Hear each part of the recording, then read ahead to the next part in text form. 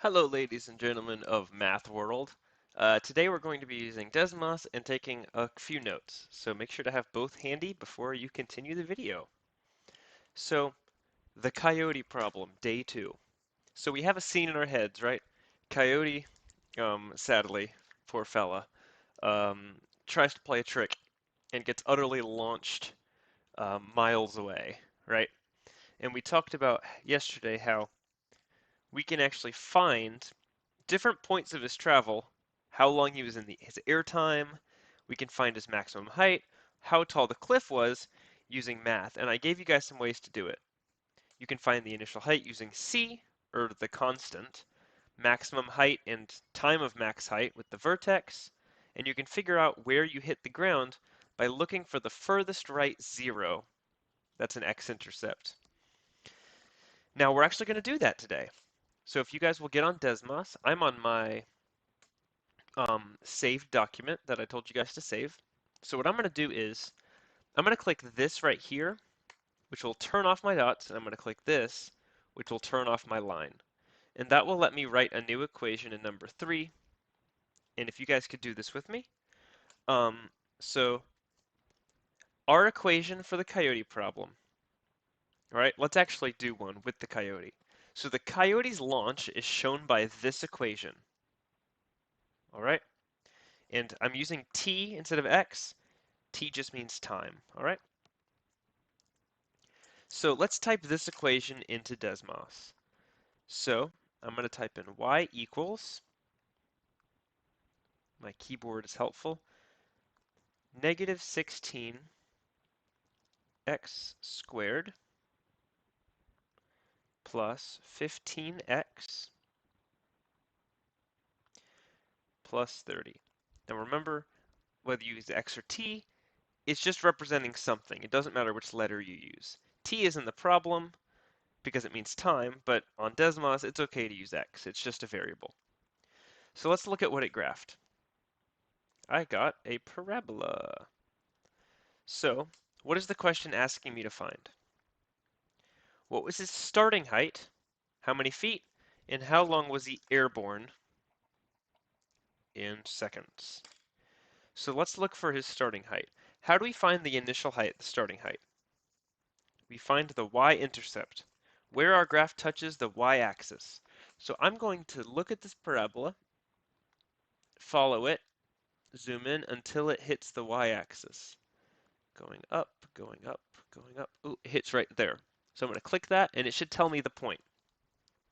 0, 30. So what that tells me is he is 30 feet high when he gets launched. So my starting height is 30 feet. Okay? That's how we get our starting height. Now if I follow this, it looks like he got launched up in the air and then came crashing down on the ground. The ground is the x-axis. So this should give me time. Why? Because if we're looking for when you hit the ground, how long your flight took, you're looking for the furthest right x-intercept. I have two x-intercepts. This one's to the left and this one's to the right, so I'm looking for this one. What does this say?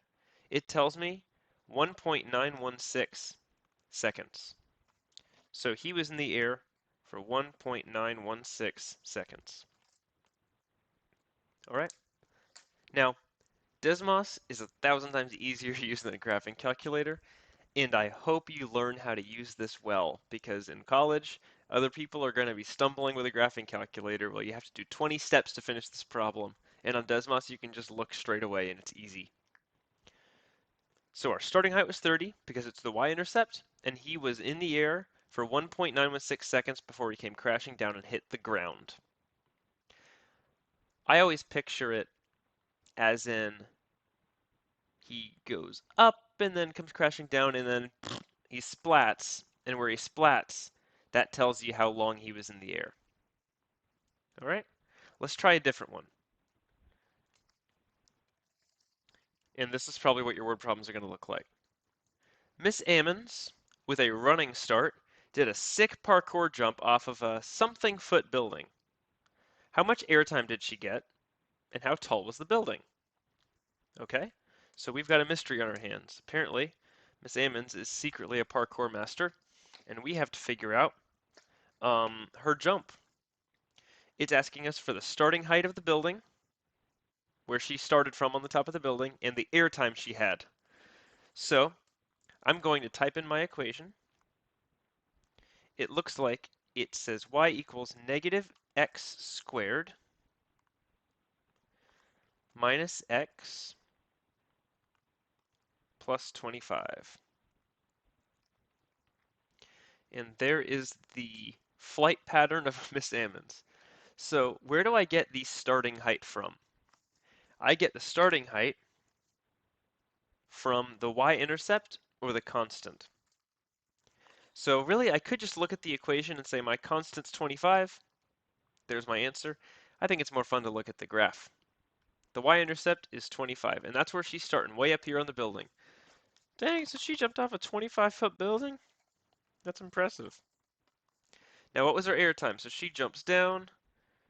I assume she lands in an epic roll, and she splat. No, she doesn't splat. She just lands in one of those epic rolls where she rolls like 3 times and then jumps up into a karate stance. That's what I'm imagining. And how long was she in the air? She was in the air for a grand total of 4.525 seconds.